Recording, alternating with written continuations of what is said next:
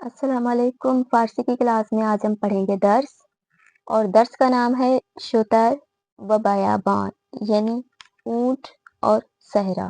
تو درس کو شروع کرتے ہیں۔ بسم اللہ الرحمن الرحیم۔ بیابان بجاهای وسیع خشک و بدون آب گفته می شود۔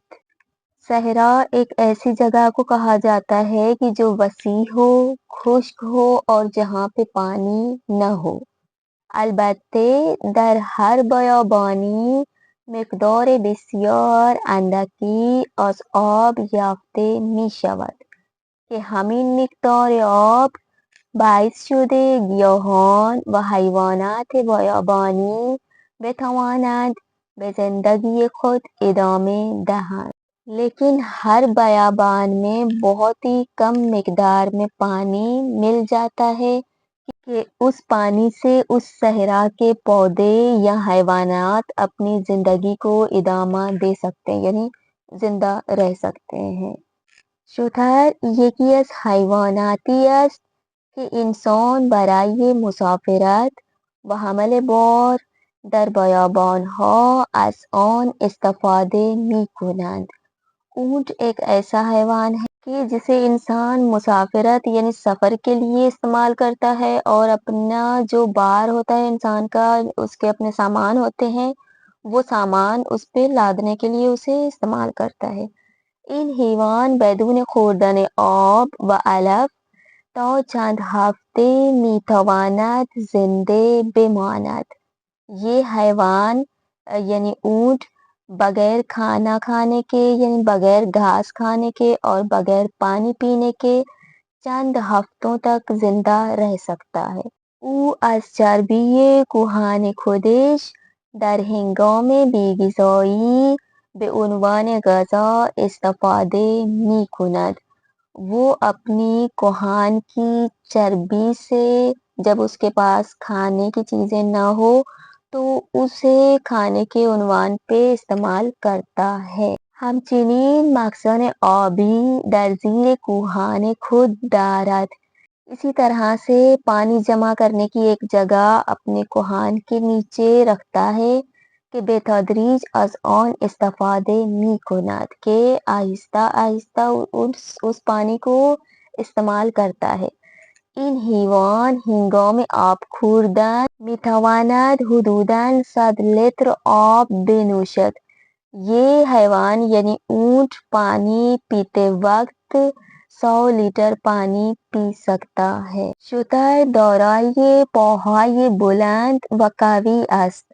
اونٹ کے لمبے اور مضبوط پیر ہوتے ہیں۔ و این پاها او را در حمل بارهای سنگین یاری می کنند اور اس کے یہ پیر اسے بار اٹھانے میں مدد کرتے ہیں۔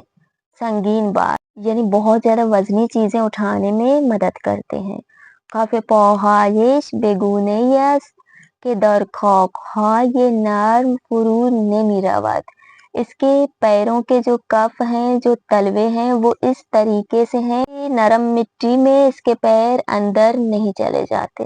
و به راحتی میتواند در ماسه ها و شنهای نرم بیابان حرکت کند اور بہت ہی آسانی سے صحراؤں کی ریت پہ چل سکتا ہے۔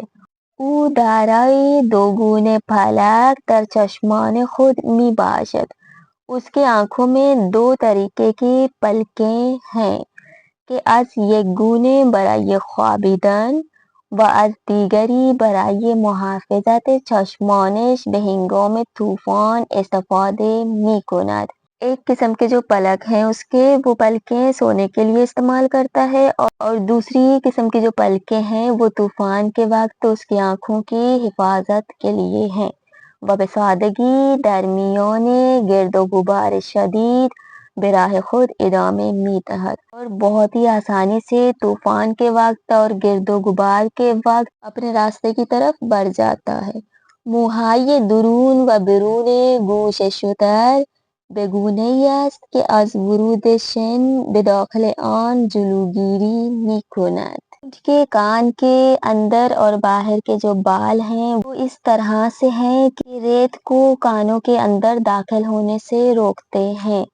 खुदावंद शुतर्रा मौजूदी काबिल तवज्जे मीदानत व दर कुरान करीम में फरमायात, यानी खुदावंद ऊँट को एक काबिल तवज्जो मौजूद कहता है और कुरान करीम में इरशाद फरमाता है, आया बेशुदर निगाह नमीकुनीत कि चिगोने खाल्क शुदे است। क्या तुम लोगों ने ऊँट को नहीं देखा है उसे किस तरह से खाल्क किया गया है।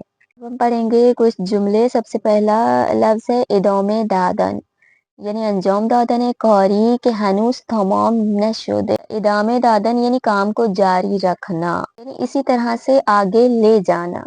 मजीद जुमला पढ़ते हैं, देखें। मन इकनून किताब चहरम रा मी ख्वाना, मैं अभी किताब नंबर 4 को पढ़ रहा हूँ।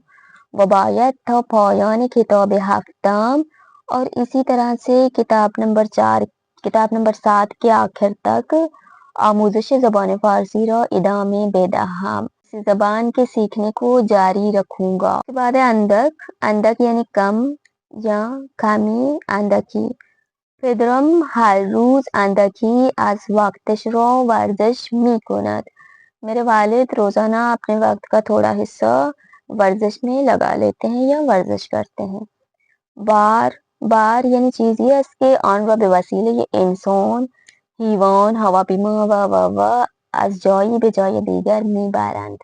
بار یعنی وزن، یعنی اپنی چیزیں اٹھانا، یعنی کسی چیز کو کسی ذریعے سے ایک جگہ سے دوسری جگہ لے جانا، حیوان کے ذریعے سے یا انسان کے ذریعے سے یا ہواپیما یعنی ہوائی جہاز کے ذریعے سے لے جانا۔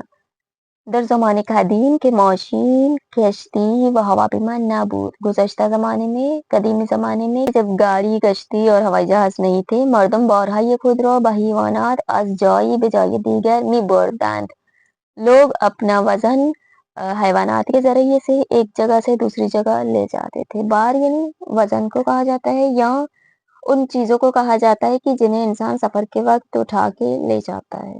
باعث یعنی سبب یا علت، سخنان استادم باعث شد کہ من برای یاد گرفتن زبان فارسی بیشتر تلاش کنم، میرے استاد کی باتیں اس چیز کا سبب بنی کہ میں زبان فارسی کو سیکھنے کے لیے مزید کوشش کروں۔ بسادگی یعنی بے راحتی یا بے آسانی، بہت ہی آسانی سے۔